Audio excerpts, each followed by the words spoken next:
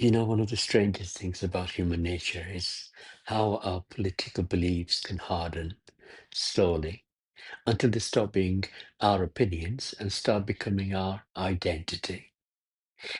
Not something we think, but something we are. And once that happens, hearing another point of view doesn't feel like a conversation anymore. It feels like an attack.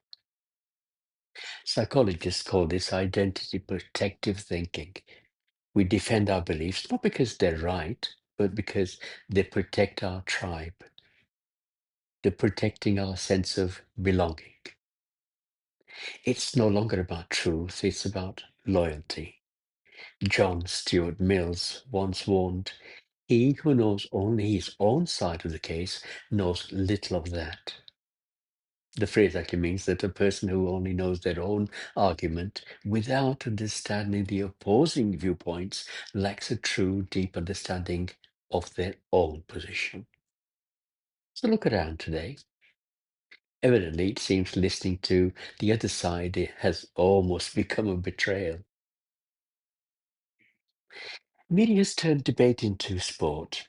Every little like, every share, every echo of agreement gives our brain a tiny shot of dopamine. That chemical hit that says, "You're right, your tribe is winning."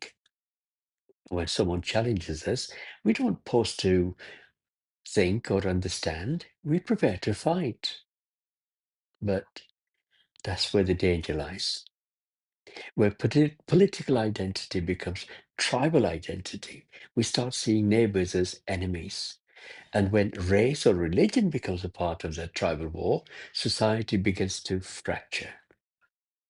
We start hearing words like them and us more than we. We start seeing people not as humans, but as sides. And history has shown us where that leads, from division to dehumanization. George Orwell once wrote, "To see what is in front of one's nose needs a constant struggle."